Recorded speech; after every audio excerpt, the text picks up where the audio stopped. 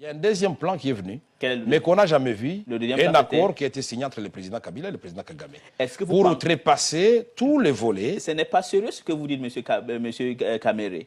Si vous aviez un plan pour pacifier l'Est du Congo ou l'ensemble du pays, et l'Est du Congo, c'est toujours là où il y a l'instabilité dans votre pays, et ce plan approuvé à l'Assemblée nationale, elle n'a pas été appliquée. Pourquoi? Est-ce que c'est parce qu'il y a eu un autre plan entre Kabila et Kagame? Justement signé le 23 août 2008, 8 mois après. On va revenir sur votre plan là. Exact, on va revenir sur mon plan, mais je voudrais vous dire, le 23 août 2008, le président Kabila et Kagame, à travers les représentants. Mais ce qui est curieux du côté du Rwanda, c'est le chef d'état-major général de l'armée et le ministre de la Défense qui avait signé. Qu'est-ce qui est curieux dedans? Curieux, c'est de notre côté. De l'autre côté, c'est le ministre de l'Intérieur qui a signé à la place du ministre de la Défense, ce plan-là. C'est l'inspecteur général de la police qui a signé à la place du chef d'état-major général de l'armée. Donc ça veut dire que de votre côté, vous n'étiez pas sérieux, du côté rwandais, vous étiez sérieux. C'est ce que vous voulez dire? Ça, moi, je n'entre pas dans ce qui se passe du côté du Rwanda, mais les personnes attitrées ont engagé l'État dans les domaines de la défense et de la sécurité. Selon vous, pourquoi, de votre côté, il n'y a pas eu ce sérieux qui a mis le Rwanda? Et je crois qu'il y avait d'agenda caché. Je crois, et je suis convaincu de cela. Parce que je ne peux pas comprendre qu'au moment où nous sommes en discussion avec la rébellion de Laurent Nkunda, nous avons approuvé les recommandations et les résolutions après la conférence de Goma, et ne reste plus qu'à les appliquer. On va chercher un raccourci où le peuple congolais apprend à travers la radio et la télévision que les troupes d'un pays qui venait d'agresser le Congo, qui a occupé le Congo pendant plus de 5 ans, reviennent au Congo pour pacifier le Congo. Donc ça veut dire que votre président, M. Kabila, est toujours sous la coupe de Kagame et du Rwanda alors? C'est vous qui le dites. Non, non, c'est pas moi qui le dis. Moi, j'ai dit si tout vous faites simplement... l'interprétation que vous donnez là, ça veut dire que M. Kabila ne peut pas gérer des choses. Il prend les instructions de Kigali. Nous sommes dans une interview. Oui, c'est une question que je vous pose. Et comme vous êtes démocrate comme moi, je respecte vos déductions. Oui, mais moi, tout simplement, ce que je vous dis... Bon, mais en tant que le futur président du Congo... merci, que Dieu vous entende. Voilà, vous êtes, quand vous partez aux élections, comme Gbagbo a dit, on ne va pas aux élections pour perdre. Vous allez pour gagner. Oui, exact. Alors, si vous gagnez maintenant les élections, qui va se tenir en novembre, alliez-vous revoir les termes de négociation qu'il y a eu entre la République démocratique du Congo et son voisin, le Rwanda? Absolument. Je dirais au président Paul Kagame que nous avons besoin de la paix au Rwanda, la paix au Congo. Je dirais au président Museveni de l'Ouganda que nous avons besoin de la paix en Ouganda et la paix au Congo. Le Congo, c'est un géant.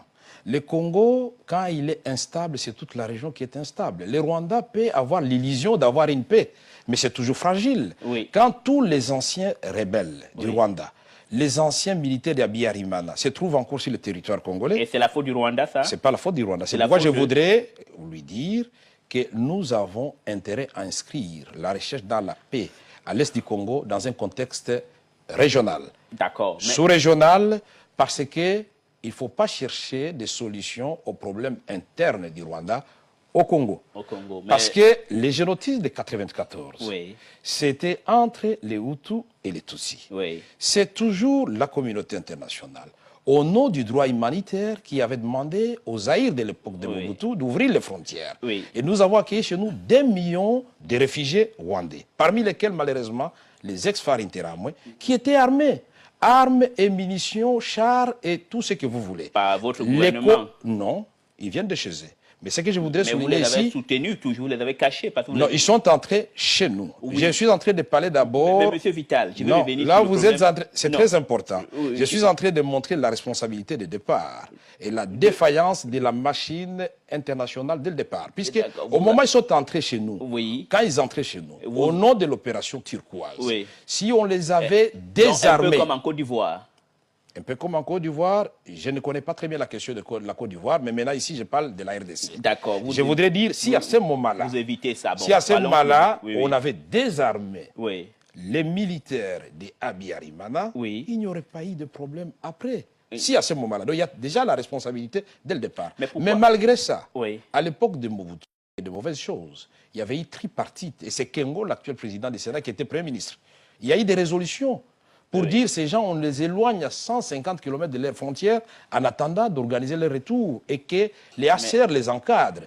C'est la communauté internationale qui a dit qu'il n'y avait pas de moyens. La communauté internationale a organisé le désordre dans votre pays. J'ai dit que la machine onusienne, à ce moment-là, a prouvé sa défaillance. Donc l'ONU n'est pas une organisation honnête, alors. Non, donc ça crée des problèmes. Non, je vous pose, si vous dites ça que... Ça, c'est une déduction dangereuse. Vous pouvez être honnête et avoir des défaillances. Non, je peux être honnête. Non, je vous pose la question sur l'ONU. Oui. Est-ce que vous êtes content de ce que l'ONU fait chez vous? Oui ou non? J'ai dit oui et non à la fois. Oui et non, pourquoi? J'ai dit non, puisque dès le départ, on pouvait arrêter ce drame. J'ai dit oui, parce que je dois reconnaître, sans la présence des Nations Unies, ça allait être pire. Ça allait être pire. Et je suis mieux placé pour le dire, puisque j'étais commissaire général du gouvernement chargé du processus de paix. D'accord. Avant cela, j'étais chargé des relations avec les Nations Unies. Brilliant. Mais il y a un autre problème, M. Vital Kamerhe. Vous passez votre temps à accuser le Rwanda. Eux, ils ont la croissance économique, ils sont stables, mais vous êtes dans le désordre. L'Est du Congo, c'est le grand insécurité. On viole les femmes chaque jour. Qu'est-ce qui se passe? Vous étiez là. Exact. On a violé les femmes quand vous étiez. Exact. Qu'est-ce que vous aviez fait? Je ne suis pas d'abord inarmé, mais ce que je dois dire, sous ma présidence à l'Assemblée nationale, nous avions voté une loi pour condamner tout et ériger en... Et même